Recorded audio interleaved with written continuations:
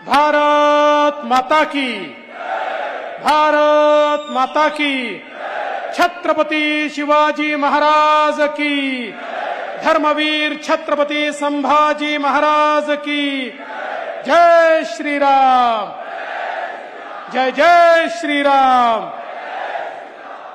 हिंदवी स्वराज्याचे सरसंस्थापक छत्रपती शिवरायांना मानाचा मुजरा करतो। भारतीय राज्यघटनेचे शिल्पकार भारतरत्न डॉक्टर बाबासाहेब आंबेडकर यांना मानवंदना अर्पित करतो।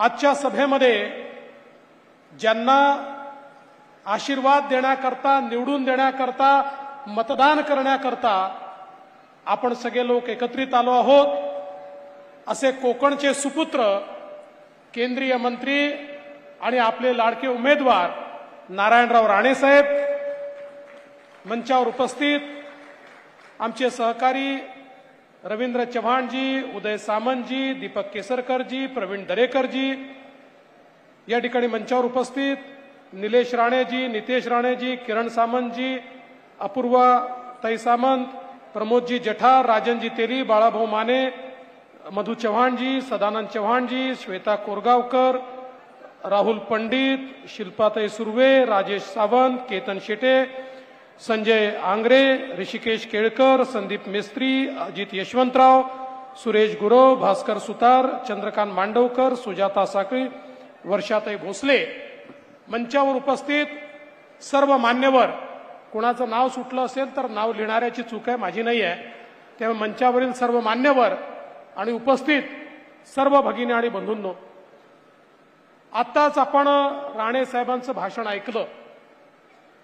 ही निवडणूक बंधू भगिनींनो आपल्या देशाकरता अत्यंत महत्वाची निवडणूक आहे। ही ग्रामपंचायतची, जिल्हा परिषदेची, नगरपालिकेची किंवा विधानसभेची निवडणूक नाही आहे, देशाचा नेता निवडण्याची निवडणूक आहे। पुढचे 5 वर्ष या देशाला कोण सुरक्षित ठेवू शकतं, कोण या देशाला विकासाकडे नेऊ शकतं, या देशातल्या सामान्य जनांच्या आशा आकांक्षा आणि अपेक्षा कोण पूर्ण करू शकतं, याचा निर्णय करणारी ही निवडणूक आहे। आणि म्हणून लोकसभेच्या निवडणुकीच्या निमित्ताने ज्यावेळी आपण या ठिकाणी एकत्रित आलो आहोत, आपल्यासमोर केवळ 2 पर्याय आहेत। पहिला पर्याय विश्वगौरव विकास पुरुष नरेंद्र मोदीजी आहेत आणि मोदीजींच्या सोबत एकनाथरावजी शिंदे यांच्या नेतृत्वातली शिवसेना, राष्ट्रवादी काँग्रेस, त्यासोबत मनसे, रिपाई, पिरिपा, रासपा, वेगवेगळ्या पक्षांची युती, अशी एक महायुती माननीय मोदीजींच्या नेतृत्वात आपल्याला पाहायला मिळते। आणि दुसरीकडे कोण आहे? राहुल गांधी आहेत। राहुल गांधींच्या नेतृत्वात 26 पक्षांची खिचडी आपल्याला पाहायला मिळते। हे 2च पर्याय आहे, बाकी कुठला पर्याय नाहीच आहे। म्हणजे काल परवा मला पाहायला मिळालं की शरद पवार साहेबांनी त्यांच्या पक्षाचा जाहीरनामा घोषित केला। आता ते 10 सीटा लढवत आहेत, एकूण 542 मध्ये 10, आणि त्यांचा जाहीरनामा चालणार थोडी आहे। जाहीरनामा राहुल गांधींचा चालणार आहे, कारण त्यांचे नेते ते आहेत। काल उद्धवजींनी जाहीरनामा घोषित केला, अर्थात उद्धवजींनी जाहीरनामा हातात घेतला आणि तो खालीच पडला, जाहीरनामाही घोषित व्हायला तयार नव्हता, पण काही हरकत नाही। त्यामुळे दुसरा पर्याय हा केवळ राहुल गांधी। ही लढाई ही 2 उमेदवारांमधली नाही आहे, ही लढाई एकीकडे नरेंद्र मोदीजी आणि दुसरीकडे राहुल गांधी यांच्यातली ही लढाई आहे। आणि आपण बघा आपली महायुती कशी आहे, मोदीजींचं भक्कम आणि पॉवरफुल इंजिन आहे, त्या इंजिन सोबत वेगवेगळ्या पक्षांचे डबे लागले आहेत आणि या डब्यांमध्ये दीन, दलित, गोर, गरीब, आदिवासी, शेतकरी, शेतमजूर, महिला, अल्पसंख्याक, ओबीसी, भटके, विमुक्त सगळ्यांना बसायला जागा आपल्या गाडीत आहे। आपली गाडी विकासाची गाडी आहे, सबका साथ सबका विकास म्हणत ही गाडी पुढे जाते। तिकडे काय परिस्थिती आहे? तिकडे राहुल गांधी गाडी, तिकडे डब्बे नाहीच आहेत, सगळे इंजिनच आहेत। राहुल गांधी म्हणतात मी इंजिन आहे, शरद पवार म्हणतात मी इंजिन आहे, उद्धव ठाकरे म्हणतात मी इंजिन आहे, मुलायम सिंगाचा पोरगा म्हणतो मी इंजिन आहे, लालू प्रसादांचा पोरगा म्हणतो मी इंजिन आहे, स्टॅलिन म्हणतो मी इंजिन आहे, ममता बॅनर्जी म्हणते मी इंजिन आहे. तिथे डब्बे नाही, सगळे इंजिनच आहे. आणि बंधू भगिनींनो, इंजिन मध्ये बसण्याकरता सामान्य माणसाला जागा नसते, इंजिन मध्ये केवळ त्याचा ड्रायव्हर बसतो. या ठिकाणी आपण जर बघितलं, राहुल गांधींच्या इंजिन मध्ये फक्त सोनियाजी आणि प्रियंकाजी बसू शकतात. शरद पवारांच्या इंजिन मध्ये केवळ सुप्रिया सुळेंकरता जागा आहे आणि उद्धवजींच्या इंजिन मध्ये केवळ आदित्य ठाकरेंकरता जागा आहे. तुमच्याकरता जागा ही केवळ आणि केवळ मोदीजींच्या इंजिन मध्ये आहे. ज्यावेळेस कमळाचं बटन तुम्ही दाबाल त्यावेळी राणे साहेब रत्नागिरी सिंधुदुर्गची बोगी थेट मोदीजींच्या इंजिनला लावतील आणि रत्नागिरी सिंधुदुर्ग हे मोदीजींसोबत विकासाकडे जाईल. आणि म्हणून जेव्हा राणे साहेबांच्या कमळाचं बटन दाबतो तर मत राणे साहेबांना आणि मोदीजींना मिळतं. इतर कुठलंही बटन दाबलं की वोट राहुल गांधींना मिळतं.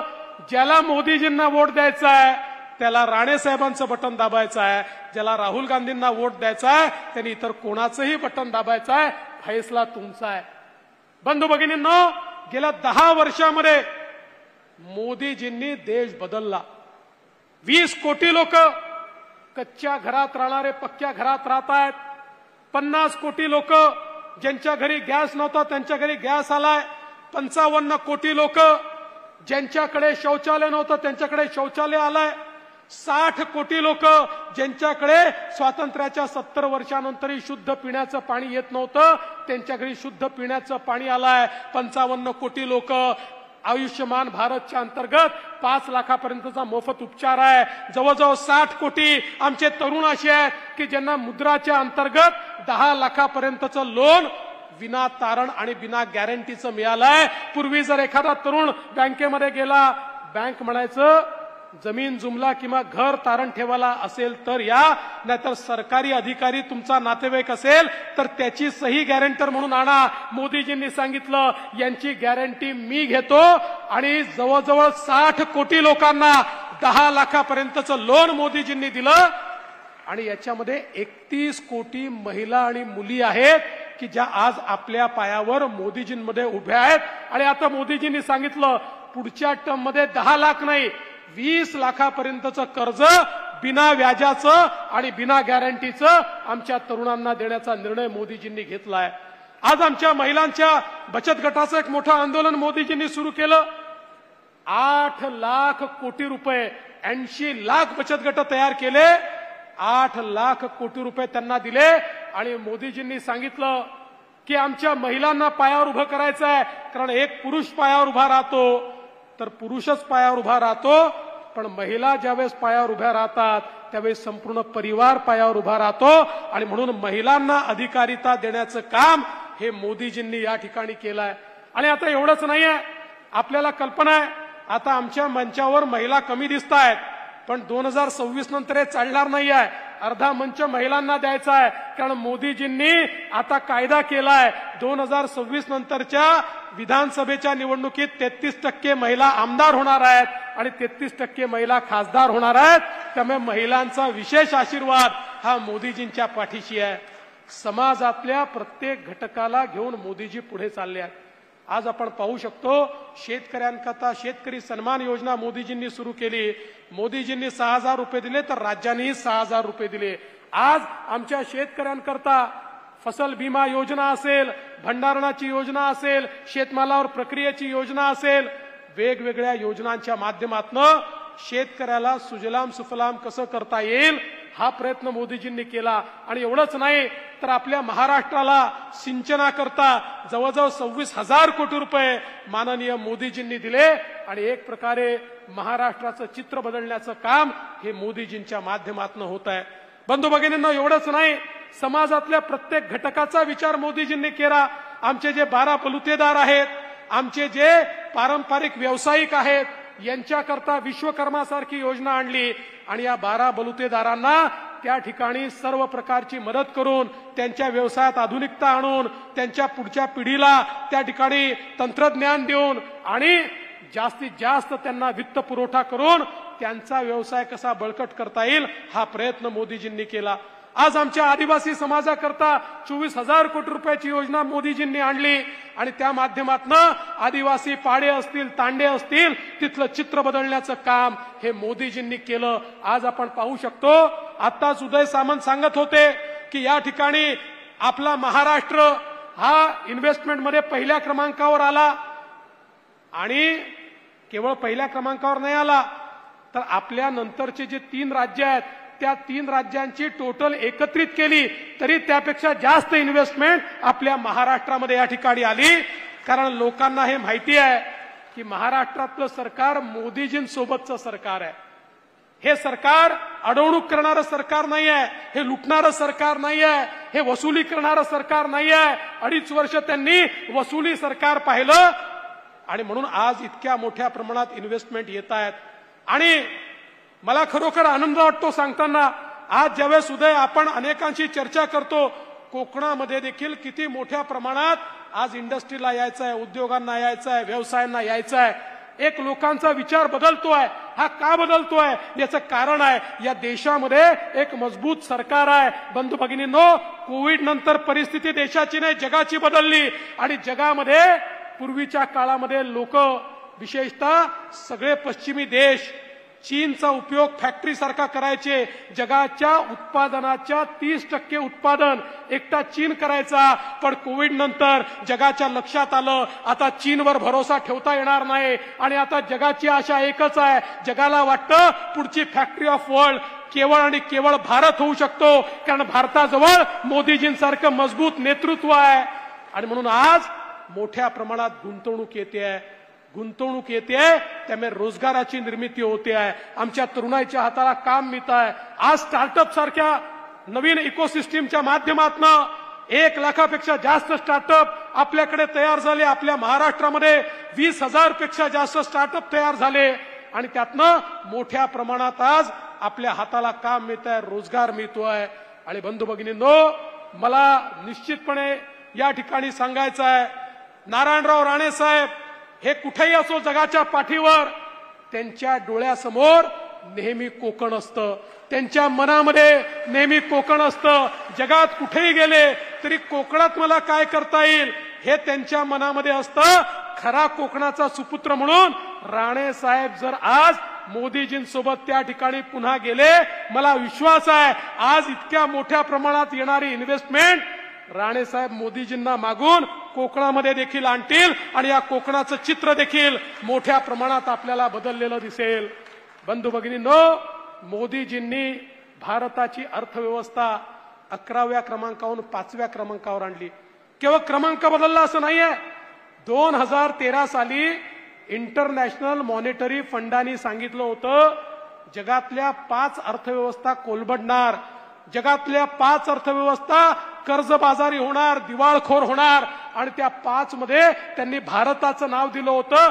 10 वर्षात मोदीजींनी ही किमया केली की मागच्या वर्षी 2023 साली त्याच इंटरनॅशनल मॉनिटरी फंडाने एक त्या ठिकाणी अहवाल दिला आणि अहवालामध्ये सांगितलं जगातली सगळ्यात वेगानं विकसित होणारी अर्थव्यवस्था ही भारताची अर्थव्यवस्था आहे आणि जगाचा ब्राईट स्पॉट हा भारत आहे।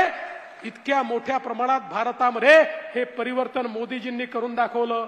मला एकाने विचारलं, भाऊ 5वी अर्थव्यवस्था झाली, छान झालं, आता 3री होणार, त्याहीपेक्षा चांगलं, पण मला काय मिळणार?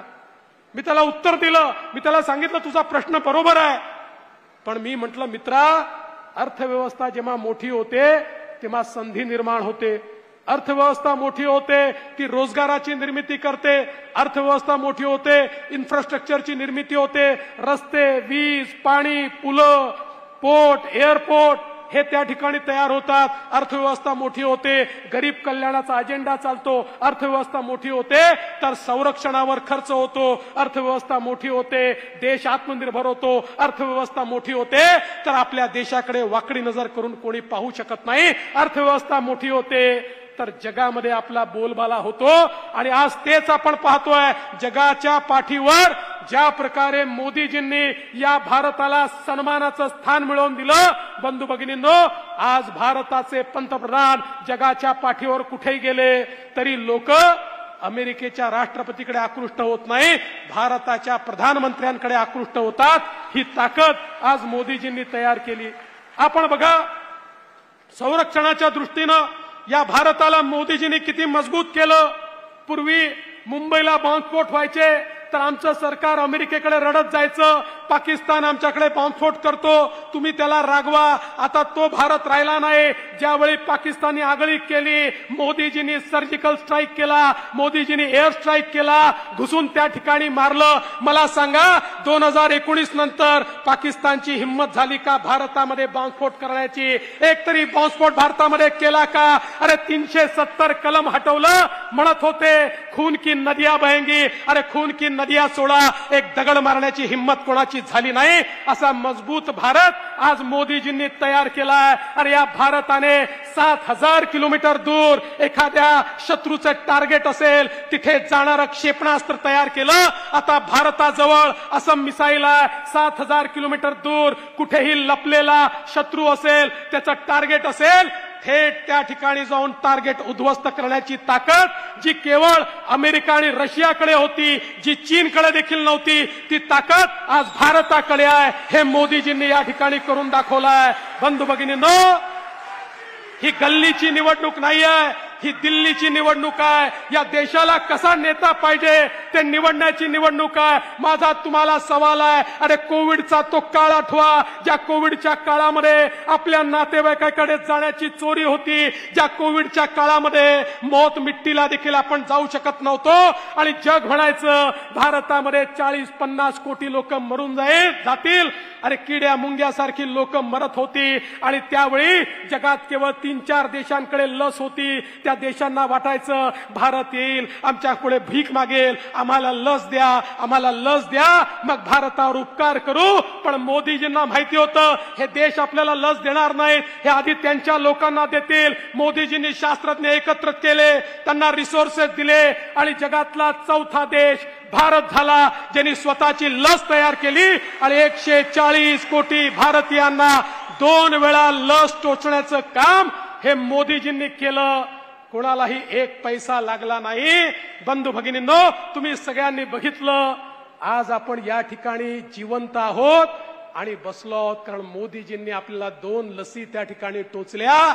मी तर असं म्हणेन, अरे बाकी गोष्टी सोडा, जान है तो जहान है. आज जिवंत आहोत तर मोदीजींमुळे, आणि म्हणून मोदीजींना धन्यवाद देण्याची हीच खरी वेळ आहे, त्यांना आशीर्वाद देण्याची हीच खरी वेळ आहे. बंधू भगिनींनो, या निवडणुकीमध्ये खऱ्या अर्थानं देशाचं नेतृत्व सक्षमपणे मोदीजींच्या हातात देण्याकरता कोकणाचा सुपुत्र माजी मुख्यमंत्री नारायणराव राणेजी हे या ठिकाणी मैदानात आहेत. एकीकडे राणेजी, दुसरीकडे मोदीजी, हे कॉम्बिनेशन या कोकणाच्या विकासाचं कॉम्बिनेशन आहे. आणि म्हणून आपल्याला विनंती आहे, आपण मतदान केंद्रावर जा, कमळाचं बटन दाबा. कमळाचं बटन दाबलं की मत राणेजींनाही मिळेल आणि मत मोदीजींनाही मिळेल. यावेळेचं मतदान हे भाजपा करता नाही आहे, यावेळेचं मतदान हे भारता करता आहे. भारताला सर्वोच्च पदावर नेण्याकरता मतदान करा, एवढीच विनंती करतो